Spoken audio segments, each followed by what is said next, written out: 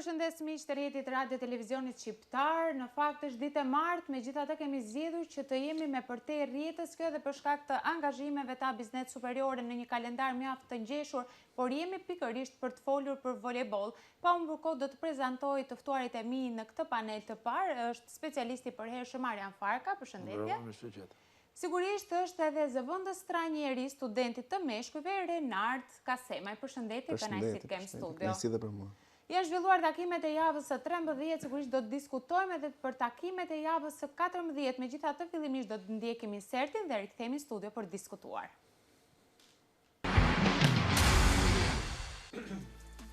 Janë zhvilluar takimet e javës së 13 në rrjetën e meshkujve ku Bardhë Blut e Sakos kanë triumfuar ndaj Elbasanit me rezultatin 3-1. Partizani ka fituar me rezultatin e pastër 3-0 ndaj Skënderbeut, ndërkohë që Vllaznia është mundur nga Teuta me rezultatin 3-1. Studenti në këtë javë të 13 ka qenë pushim duke u përgatitur për përballjen ndaj Vllaznisë, pas asaj humbje 3-2 ndaj Teutës në javën e 12.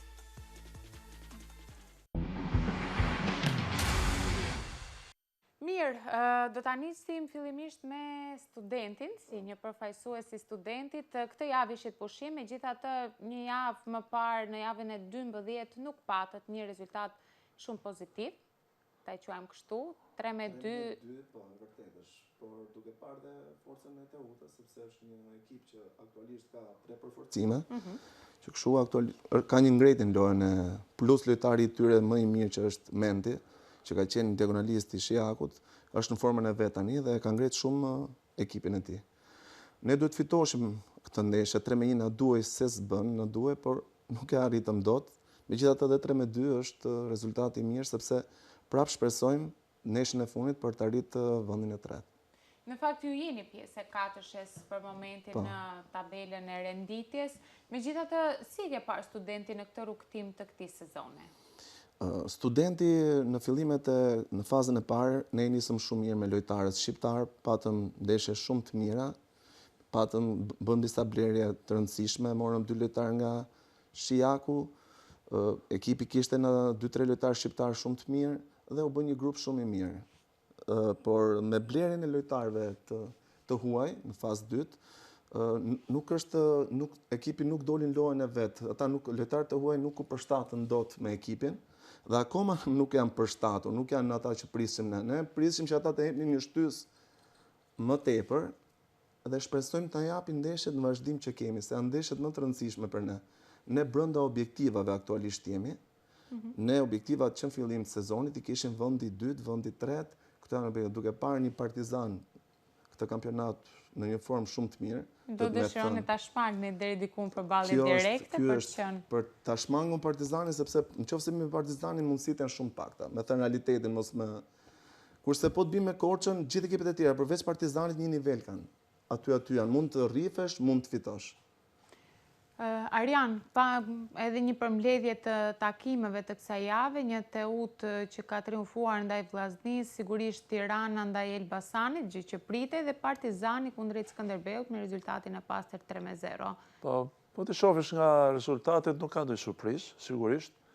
Edhe humbja e Vllaznisë në Durrës, Vllaznia në përgjithësi i ka këto lohatit dhe është çuditërisht një ekip që nuk e ka gjetë veten në këtë kampionat.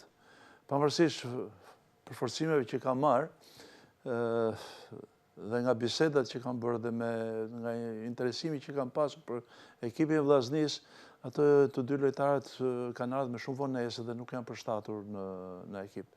Megjithatë, unë prisja diçka më shumë, me thënë drejtën, nga Vllaznia.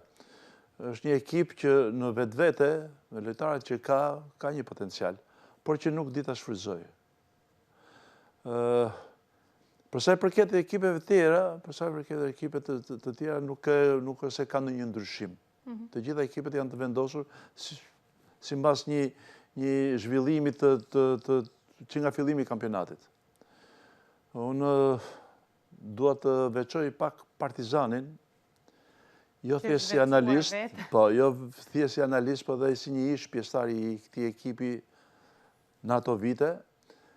Është një Partizan me gjithmonë unë do të cilësoj i frikshëm.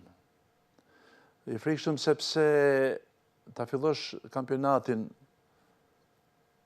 që nga ndeshje e parë dhe ta mbarosh në të gjitha ndeshjet 3-0, më thënë, është një rast unikal. Mund themi Partizani bukur pse ta quajmë të frikshëm kështu. Jo, i frikshëm kundrejt kundërshtarëve, por që për mu rezultate të tilla, domethënë, nuk i kam dëgjuar deri tashti. Pse jo, le të bëhet pjesë ndonjë rekord? Rekord është. Rekord për vendin tonë është rekord, sigurisht. Është rekord dhe unë jam duke qenë ish pjesëtar i këtij ekipi, jam mjaft i lumtur dhe mjaft i kënaqur nga ky rezultat. Kjo është një punë vjetore, nuk është punë që profesori Ylli gjatë gjithë kohës është në gjendje se Ylli përveç se bën rolin e trajnerit, ka dhe rolin e menaxherit dhe atë e kryen shumë mirë. Pra, lojtarët që ka marrë në përbërjet e ekipit të tij janë me gjithmonë lojtarë të cilët janë më cilësorët në vendin tonë. Nga bisedat që kam pasur me profesorin, ai është shumë i kënaqur me stërvitjen e tyre. Po, edhe vetë në putat që e kishim të ftuar, tha që është Partizani që ka ndëruar dhe ka dashur gjithmonë për sa i përket disiplinës edhe bindjes së këtyre lojtarëve. Disiplina ka qenë gjithmonë te Partizani. Domethënë mund të themi te profesori Ylli, se ai ja injekton gjithë disiplinën. Unë kam punuar disa vite kur isha te studentët me profesori Yllin dhe gjithmonë disiplina ka qenë në çështje të parë. Por që të arrish të marrësh një kampionat me një rezultat të tillë nuk është e kollajt. Sado që të themi që është më lart Partizani, kundërshtarët janë përpjekur, por nuk kanë arritur sepse përveç disiplinës, të komponentët e tjerë të lojës janë mjaft pozitiv. Duke filluar që nga shërbimi, dhe kemi folur për këtë punë një bashkë që pavarësisht se ka humbje në shërbim, por ka çorientim të pritjes së topit parë dhe një mos organizim të sulmit nga ana e kundërshtarit, nga ky shërbim. Ka një sulm të fuqishëm në të gjitha pikat, duke filluar që nga të tre pozicionit e rrjetës, por edhe nga pozicionit e dijes së dytë, me Coutinhon, me Martiron, nga gjashta, nga treshit, domethënë është në të gjitha pikat, kudo që sulmon është mjaft pozitiv. Dhe kohët e fundit, gradualisht dhe ka ardhur dhe me një blok mjaft të mirë. Të dy qendrat, edhe Martiro, edhe Kristi, edhe Sabliqi, po punojnë mjaft mirë. Sidomos Sabliqi është në një gjendje mjaft të mirë për momentin. Në mos gaboj që të ndërpres Renard dhe ke pas pjesë Sabliqin në të njëjtën periudhë apo jo tek Erzeni pak periudha të ndryshme? Ishte larguar tek Partizani në sezon. Rritja e këtij lojtari është me hapa shumë të mëdha. Dhe kjo është shumë pozitive, qoftë për atë vetë, qoftë edhe për ekipin. Kështu që unë uroj, duke pas parasysh thyrjen e një rekordi, pse mos ta thyrë dhe për play-off. Megjithatë, sigurisht që play-offi është diçka tjetër, ekipet luajnë për të marrë sa më shumë nga play-offi, prandaj quhet dhe play-off, por që me këtë gjendje që ka Partizani duhet të jetë jashtëlogjikshme të humbi një kampionat të tillë. Duken si padronët e kampionatit e quajmë kështu? Padyshim, janë, sepse thash, në të gjithë aspektin e lojës, ato janë mjaft të kujdesshëm dhe mjaft luftarak. Morën vetëm pjesën e sulmit, po të marrim dhe pjesën e mbrojtjes, po njëjta gjë është. Të dy librot që i ka mjaft të mirë, qoftë në pritjen e topit, qoftë në mbrojtje. Ka një alternim të këtyre dy lojtarëve të libra në kapjen e topit parë dhe në mbrojtje, i ka të ndarë Partizani. Pra, në kompleksitet, jo vetëm formacioni, por edhe pjesa tjetër e ekipit. Unë doja të cilësoja pak këtu edhe pjesën e respektit që profesori Ylli dhe ekipi Partizanit ka dhe ndaj kundërshtarëve. Pra, pavarësisht që i kam fituar të gjitha ndeshjet me 3-0, mënyra e zhvillimit të lojës e vlerëson kundërshtarin sepse po bën një lojë me ta. Dhe ndrimet që bën profesori janë ndrimet të cilat shërbejnë për rritjen e lojtarëve që futen, për ditën eksperiencën e duhur të lojtarëve. Por dhe për mbarvajtjen e lojës për të përfunduar loja ashtu si duhet. Nuk janë ndrime, me sa kam parë dhe me sa kam vëzhguar, nuk janë ndrime që bën në 2-3 pikë të fundit, por lojtarët futen edhe më herët. Sepse në këtë mënyrë dhe ato rriten me anë të lojës. Sigurisht unë nuk do lë pa përmendur punën e jashtëzakonshme që bën profesori. Ylli Mori është një emblem e voleybolit shqiptar. Unë kam njohur Yllin që në vitet 75-76, dhe e shikoja pasionin e tij për lojën. Profesor Ylli është një njeri që jo e dashuron, po nuk e di, adhuron voleybolin. Dhe këtë e ka shprehur gjatë gjithë kohës, që nga vitet 80 mos gabojmë kur ka marrë studentin mbasi u shkëput si lojtar, pretendimet kanë qenë gjithmonë në rritje. Dhe ndryshimet që ndodhen mbas vitit 90 që e lejonin pak mënyrën e marrjes së lojtarëve nga ekipet e tjera, se më përpara nuk kisha aq kollajt, i dha një mundësi akoma më të madhe për të krijuar atë që ai ka dashur. Por puna ti është e jashtëzakonshme.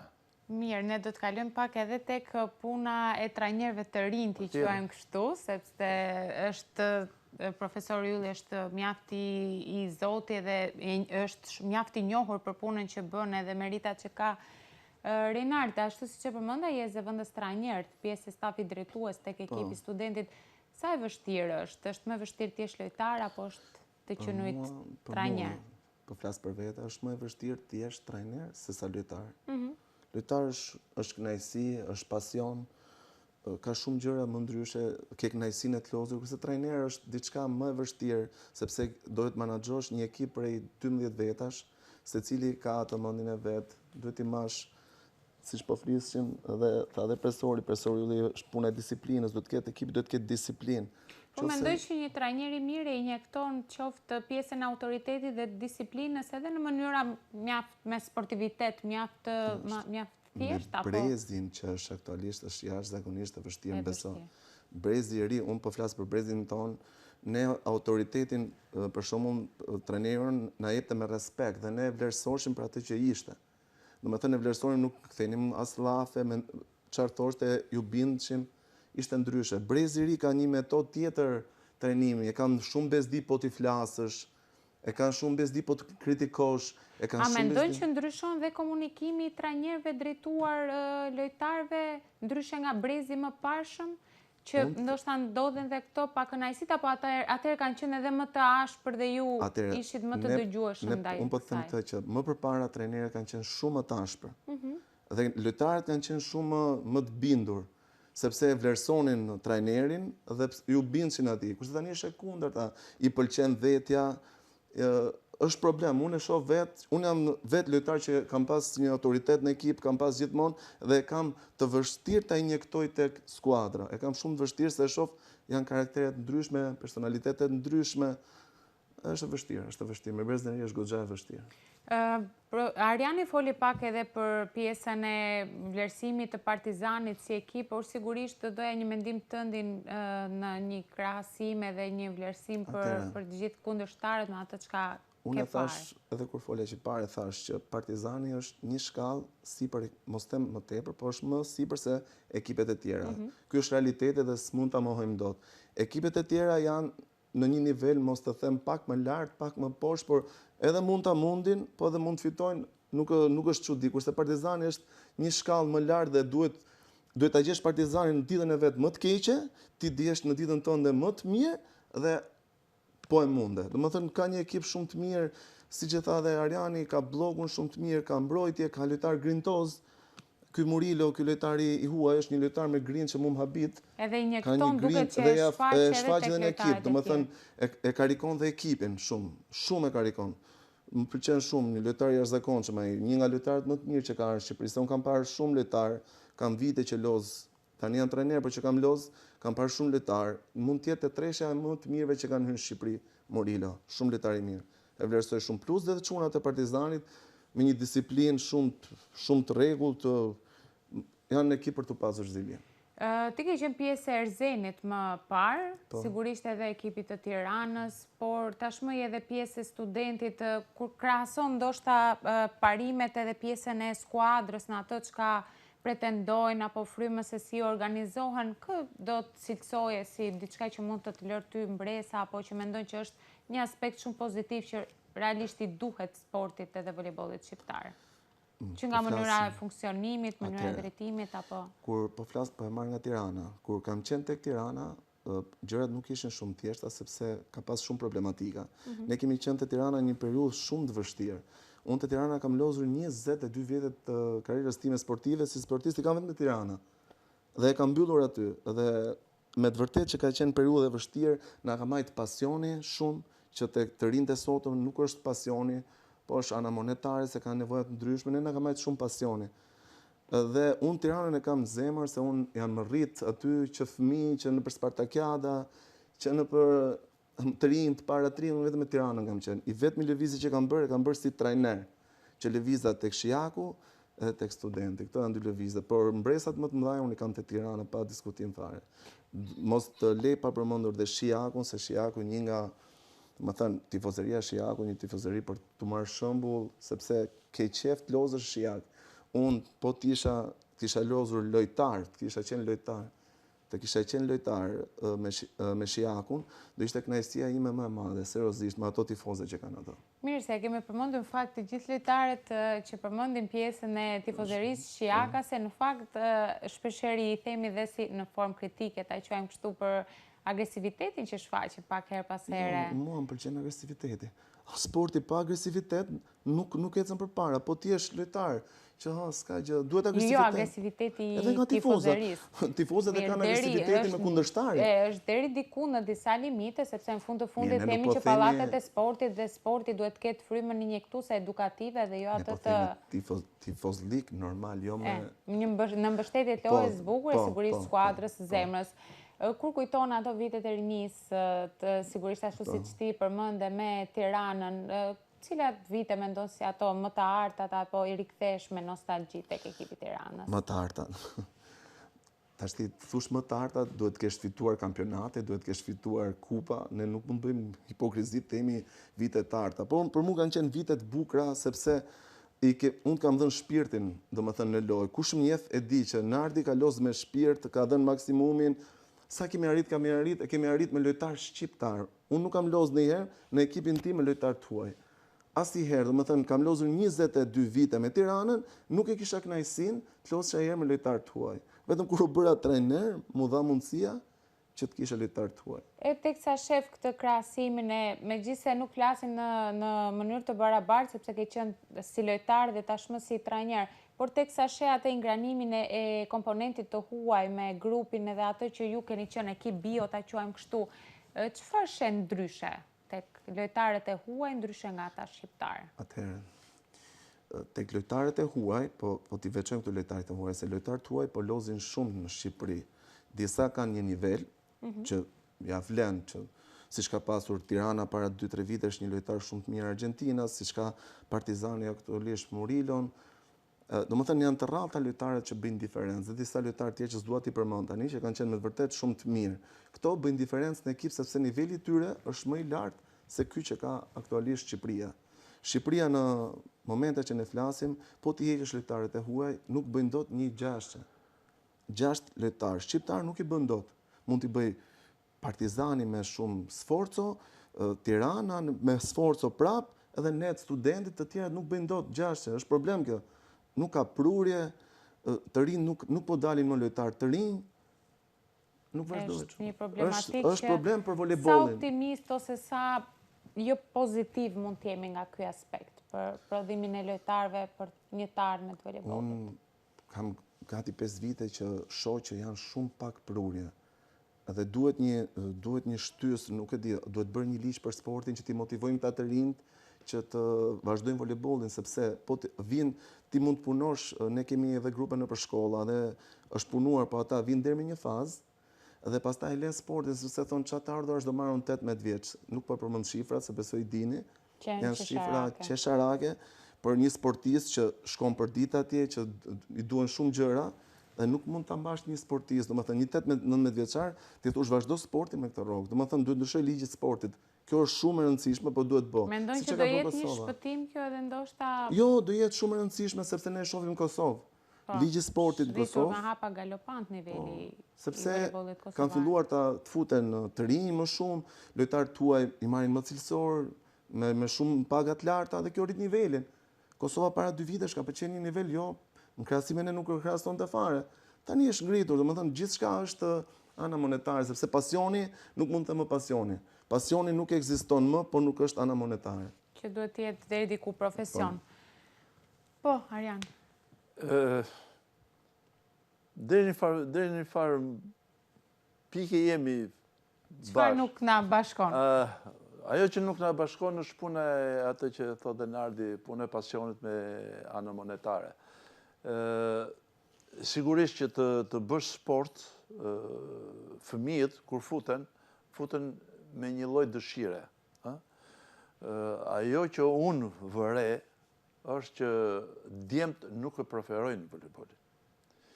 Po ndoshta nuk kjo është injektuar kjo, se mendoj që kur është në një moshë relativisht vogël duhet një punë tjetër. Ka diçka që djemt nuk janë të motivuar për të ndjekur volejbolin sepse janë të drejtuar te basketbolli dhe te futbolli. Futbolli më shumë si një sport më popullor. E para. E dyta, po ta shikosh edhe në grup moshat, për shembull, ekipet U16, U18, U20 të femrave ka shumë ekipe. Me shifra, ndoshta gaboj, po mund të jenë te U18, U20 janë rreth 16 ekipe, edhe te U16 që u bën 2 fazat e para, për shembull, kishe shumë ekipe. Nuk po flas për cilësinë, po e heqim vetëm për prurjet. Dhe te gocat ka pasion, kurse te çunat janë te U19 dhe te U21 të mbledhë bashkë janë 10 ekipe. Është mjaft për të ardhur keq kjo pjesë. Unë mendoj që pasioni duhet të jetë kryesori në sport. Po si mund ta ushqim të pasion? Pasioni që të ushqehet pasioni duhen shumë gjëra. Së pari është pjesa monetare që jo personale sa merr, por monetare për ta ngritur nivelin e palestrave, për të ngritur nivelin e mjeteve didaktike, për të ngritur nivelin e aktiviteteve më shumë, qoftë të shkollat të 9 vjeçarit, qoftë edhe te gjimnazet. Te gjimnazet është pak më e vështirë, sepse është një moshë që ka arritur dhe ka marrë një drejtim të caktuar. Por tek 9 vjeçaret duhet të ngrihet kjo pjesë. Por po të shikosh në të gjitha palestrat që kemi, unë po flas për Tiranë, nuk po flas për rrethet, palestrat janë akoma pjesa më e madhe, duke përjashtuar këto palestrat e reja që po ndërtohen, janë të kohës së kaluar, janë të ulta, sepse palestrat në atë kohë nuk ishin bërë për lojra me dorë, ishin bërë për gjimnastikën. Dhe çdo shkollë kishte një palestër, çdo shkollë kishte një palestër që i përshtatesh gjimnastikës, me veglat gjimnastikore, kurse pjesa tjetër bëhet jashtë. Kurse tashti nuk ka më jashtë. Territoret janë pothuajse të zoruara. Dhe detyrimisht do futen nëpër palestër. Palestrat janë të ulta. Nuk janë në funksion sidomos të volejbolit. Po, që kërkon një lartësi më të madhe. Dhe duke pas parasysh këtë, do një përkraje jo vetëm nga shteti, po dhe nga komuniteti edhe nga familja. Mos harrojmë të. Që rolin kryesor Po, rolin kryesor e ka familja. Sigurisht, ngarkesa e familjes të prindërve me punër të ndryshme për të nxjerrë fitimet e familjes, sjell probleme. Fëmia pastaj është më kollaj të rri në shtëpi, të merret me një kompjuter, të merret me një laptop, të merret me diçka tjetër, edhe mos të ushqehet në të drejtim. Kështu që për të arritur atë, sigurisht duhen shumë gjëra, të cilat po t'i bashkojmë, duhet t'i japin atë që kërkojmë ne. Pra, duke filluar nga familja, duke filluar nga shkolla, duke filluar nga palestrat, duke filluar nga janë përhapur shumë, sigurisht shkote fund, dhe kjo është gjë e mirë, që merren palestra me qera dhe punojnë trajnerët. Duhet parë dhe niveli trajnerëve që punojnë me këto palestra. Sigurisht. Ajo mendoj që është gjë kryesore, se ndoshta ndonjëherë sporti në Shqipëri funksionon dhe thjesht një çështje biznesi ku mos ketë edhe individ. Ka ekipe që punojnë vetëm biznes, merren njerëz të cilët e shohin vetëm nga ana monetare. Nuk shohin. Mendoj që kjo është një gjë që i bën dëm. Dhe trajnerët që marrin, që i fusin aty për shërbitje, i shohin prapë nga ana monetare të japin sa më pak, që të kenë fitimin sa më të madh. Kështu që edhe kjo anë duhet parë. Dikur ka qenë që përmbaruar ish Instituti Fizikulturës Universitetit Sporteve, nuk mund të merrje ekip, të drejtojë një ekip. Megjithëse unë dyshoj edhe tek aftësitë e personazheve personave të cilët mbarojnë një fakultet sportesh që e shohin thjesht si një universitet për të mos qenë pa shkollë. E kjo është një fakt që deri diku lë për të dëshiruar, nuk Renardi më mbështet në kjo pjesë. Po sigurisht edhe unë të mbështes, por është një çështje që po t'i fillojmë dhe t'i hyjmë kësaj pjese pastaj. Mirë, se ndonjëherë duhet të jemi pak të drejt për drejt edhe të synojmë tek ajo plaga që është më e thellë, që të mundohemi ta shërojmë atë për të patur benefite të tjera. Unë kam dëgjuar dhe kam lexuar disa gjëra dikur, duke qenë një simpatizant i futbollit gjerman, që për të ngritur nivelin e futbollit në Gjermani, flasin viteve 60, 70 atëherë, në terren me fëmijët zbritën trajnerët më të mirë. Se puna më e madhe duhet të bërë tek. Dhe erdhi koha që dihet se çfarë spektakli ka Gjermania në Evropë dhe në botë. Sigurisht që kemi ne të tillë, kemi. Një e ke këtu. Nardi. Ka qenë shumë i pasionuar, edhe kur ka luajtur Nardi, se unë e kam arritur edhe në kohën që luani, ishte më i pasionuar se duhesh, nga jeri ishte shumë agresiv. Prandaj e ki pëlqen edhe pjesë. E agresivitetit. Por dëgjoj, nuk është gjithmonë negative kjo pjesë. Jo, sigurisht. Është dhe pozitive. Kemi edhe trajnerë të tjerë, por atë që nise dhe the për punën e trajnerëve dhe atori që dalin nga Universiteti Sporteve, ajo është diçka që thash, do emisionet të tëra që duhet një panel shumë i zgjeruar, shumë më i kualifikuar ndoshta, për të krahasuar dhe për të bërë atë vlerësimin e duhur të këtyre që mbarojnë. Mirë, se nuk flasim për raste specifike, me jo, që të flasim në një përgjithësim. Ne flasim gjithmonë, që kanë folë për në aspektin e volejbolit. Po, s'diskutohet, po. Vetëm për këtë pjesë. Pjesë e tjera janë gjërat e tjera. Kështu që edhe kjo pjesë duhet parë. Pastaj, duhet shikojmë edhe dikur ka pas masivitet. Edhe masiviteti ka qenë mjaft i madh, por nga masiviteti dihet cilësia. Kurse tash kemi rënë te masiviteti, sigurisht bie edhe cilësia. Duhet shkojnë në proporcion të tillë që të ngrihen të dyja. Po, të ngrihen të dyja.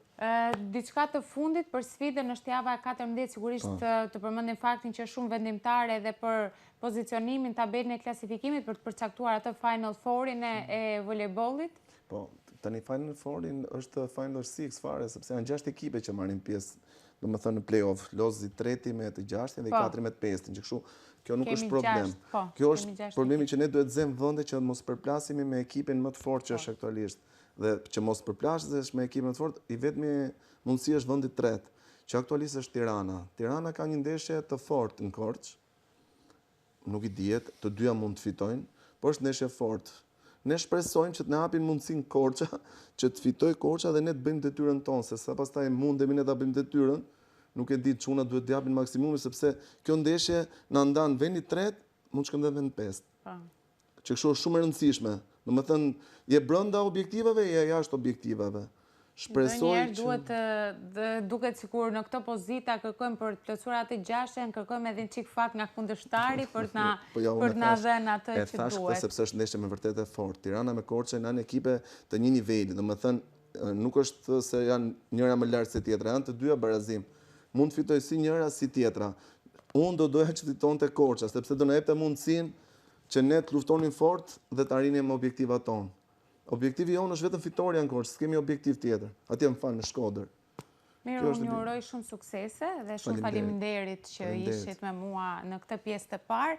Sigurisht do t'jemi sërish bashkë në pjesën e dytë, do t'kalim pak në reklama dhe rikthemi. Esmeralda Tuci, kapiteni e Vllaznisë, sigurisht dhe Gjesi do t'jetë lojtare Partizanit përfaqësuese, Gjesi Kaçi përfaqësuese e ekipit të Partizanit të femrave. Qëndroni me ne.